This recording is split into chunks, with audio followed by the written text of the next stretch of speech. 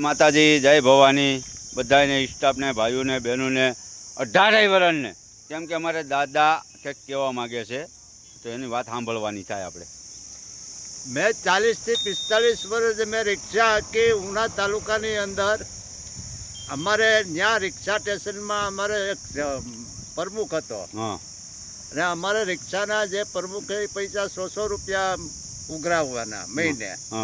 એ પૈસા બધા પંથ પાળામાં એ જે કોઈ ગરીબ ગુદાર કોઈ જગ્યાઓમાં એમાં બધા ગરીબ ગુદાર હોય એના ફાળામાં એ આપતો એમ ને એનું દાન કરતો દાન કરી દેવાનું. ને આ દાદા એવું કહેવા માંગે છે જો આ જે ઘોડી જ છે બરાબર ને આ બે પગ છે ને એ કામ નથી કરતા ને એને આપણે જે લાવીએ બરાબર પ્રેમથી ને હું તો વારે ઘડીએ દવ જ છું કેમ કે એવું છે કે હું દિલનો રાજા છું માણા કે મારી પાસે ખાવા ન હોય તો હું બીજાને ખવડાવું એ માણસ છું હો.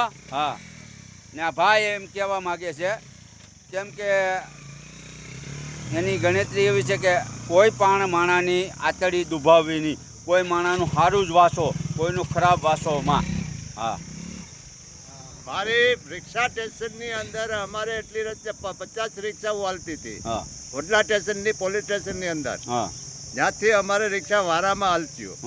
એ વારામાં હું હજી આમ જો ઘેરથી ન આવ્યો હોય આમ ત્યારથી તો મોમેડિયન ભાઈઓ જતા 50% 50%. અમે હિન્દુમાં તો 2-3 જતા.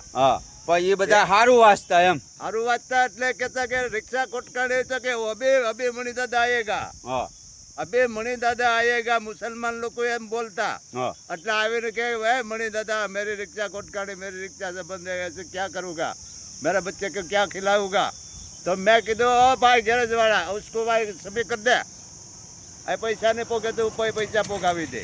હા પણ એમાં એમ કહે છે મણી દાદા કેમ કે એની પૈસા ન થાય તો આ મણી દાદા ખુદ પૈસા એના સૂકવી દેતા. હું કેમ કે એ દિલના રાજા માણા છે કેમ કે એની પાસે અહીંયા હજી સુધી આમ નથી કર્યું ભલા માણા. હું કેમ કે આ માણા એવો છે કે કાંઈ ઘટે જ નહીં બાપા. હું ને રોનક કહેવાય કે એટલી ઉંમરમાં ને અત્યારે ઉંમર કેટલી થઈ છે તમારી? 61 વર્ષ.